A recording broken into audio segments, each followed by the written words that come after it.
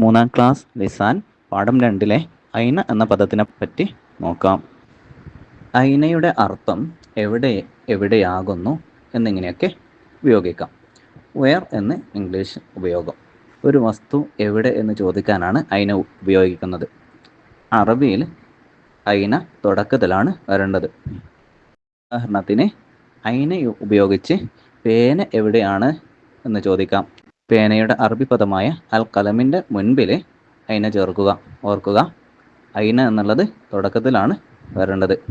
അപ്പോൾ ഐനൽ കലം, where is the pen, പേന എവിടെയാണ്, പേന എവിടെയാകുന്നു എന്നൊക്കെ നമുക്ക് അതിന് അർത്ഥം വെക്കാം.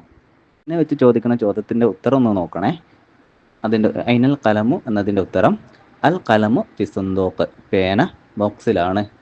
The pen is in the box. ഇവിടെ ഐനയുടെ കൂടെ ഉപയോഗിച്ച കലം എന്ന വാക്ക് ഉത്തരത്തിലാകുമ്പോൾ തുടക്കത്തിലാണ് വരുന്നത്. അക്കാര്യം ഒന്ന് പ്രത്യേകം നോട്ട് ചെയ്യാം. ഉദാഹരണം, ഐനൽ തിഫ്ലു, കുട്ടി എവിടെയാകുന്നു, വേർ ഇസ് ദ ബേബി. അതിൻ്റെ ഉത്തരം അത്തിഫ്ലു ഫിൽ മഹ്ദി, കുട്ടി തൊട്ടിലിലാകുന്നു. The baby is in the cradle.